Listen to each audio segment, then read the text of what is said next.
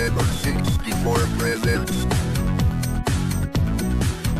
A Playguide and video review. Sit back and enjoy the show.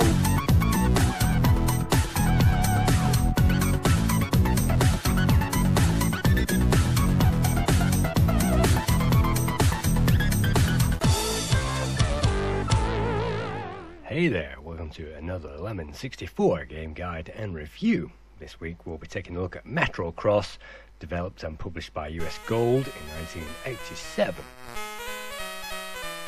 From the title menu, we can either play a demo, we can either play in 1 or 2 player mode, and we can switch that music on or off. Let's leave the music on for now, and let's try out the 1 player experience.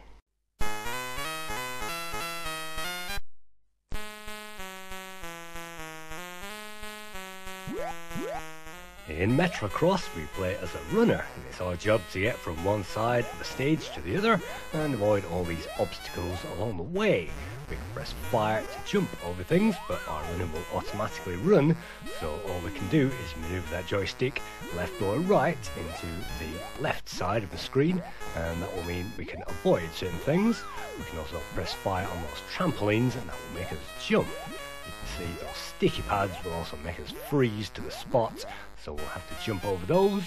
And when we make it to the line, all our time remaining will be added to an accumulator. Every 4th level, that time will be added to a special bonus round, so we'll have to make sure that we get the best time possible. In the meantime, we'll gain a bonus time for all those seconds remaining. Let's move on to the second of the 32 rounds in this game, and we won't be getting anywhere near those 32 rounds in this playthrough. Unless the player has played this game before, then they will have no idea of the levels, and some of these levels do take memorizing, because if we don't follow the correct path, well, we'll fall behind. We can automatically ride the skateboard to be invulnerable to those sticky pads, and collecting the green Coke can will actually speed us up double, and that doesn't matter whether we are riding or running. So sometimes colliding with those Coke cans is good, but obviously for the most part, jump over those, and those are to be avoided. So that's another green one collected, but that didn't have much of an effect. Jumping over these barriers, of course, and finding the correct route. So here we go, this is the second stage completed, and you can see the area map on the bottom of the screen will change as we go through the level. It's just that the player's eyes won't be very fixed on that. They will be absolutely concentrating on the level at hand. So let's move on to the 3rd level, and let's see if we can accumulate that score for the bonus round. Let's start, and this time let's try and remember the formula. Yes, if we haven't played this game before, we will be struggling already, because these levels do require a formula to get through all the way through to the end, and if you miss that, then you'll be dead. And each level will take its own version of memorization, and as long as the player gets good at this game, they will be able to get further with each play. Once again, you can see at the bottom the map, which is practically useless.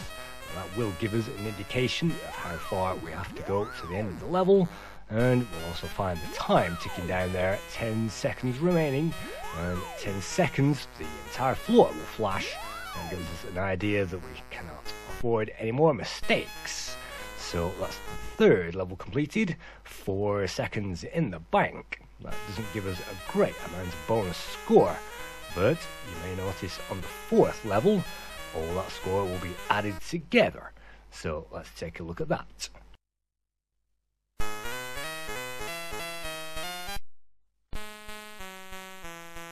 Added to the 30 seconds we gain on round 4, we've also gained 38.5 seconds due to our accumulated scores, so those will have to be used up if we want to get through this longer level. And you can see there the panels on the floor which we can fall down, and that wastes time. Tripping over things, and those blocks which are rotating waste time. So most often it's best to stick to the blue areas and don't veer off the line unless you see a skateboard, and those blue Coke cans will give us some extra score, but you can see I picked up the green before the skateboard, and that gives us an easy ride hopefully, and we can still trip over those higher jumps unfortunately, and yes, some degree of memorization is still in order. So let's persevere. That time is now ticking down into that red zone, that accumulated time, and unfortunately it isn't possible to weave through that with the skateboard, I don't think. And after that great leap, our scores will yet again be accumulated and totaled up. So let's get rid of those 21 seconds and let's add that to the score. Doesn't give us much score, but that does accumulate and we do get a high score table. So let's carry on, let's see how far we can get with this game.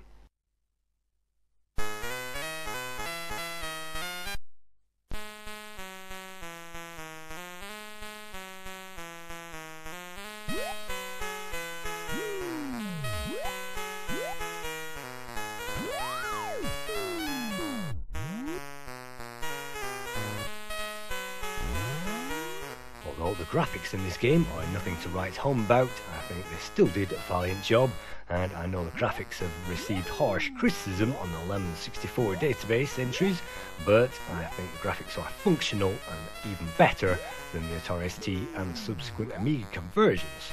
I think the playability really stands up in this game, and obviously the controls are immaculate.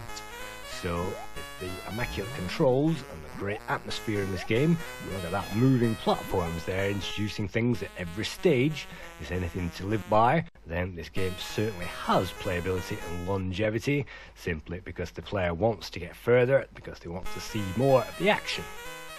And this game was nominated recently on the Lemon Amiga competition, and I'm glad that it didn't come up because I think the Amiga version didn't have amazing graphics, but I realised that the playability on the C64 is amazing.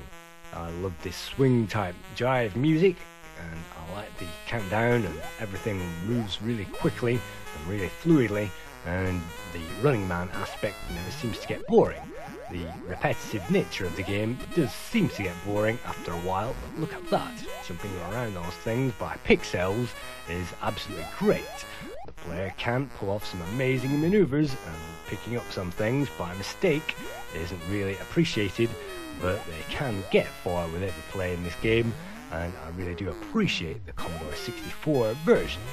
We don't actually know for sure who coded this game, but I have a feeling, according to the Moby article, it could have been something to do with Brian O'Shaughnessy, and he went on to Solomon's Key 1986, Savage 1988, and then moved on to the Amiga with hits such as Smash TV 1990. And moving on to the scores. Commodore Force gave it 41%, CMVG gave it 60%, Zap gave it 60%, Commodore User gave it 70%, and your Commodore actually gave Metrocross 80%, which gives an average score of 6.5 out of 10.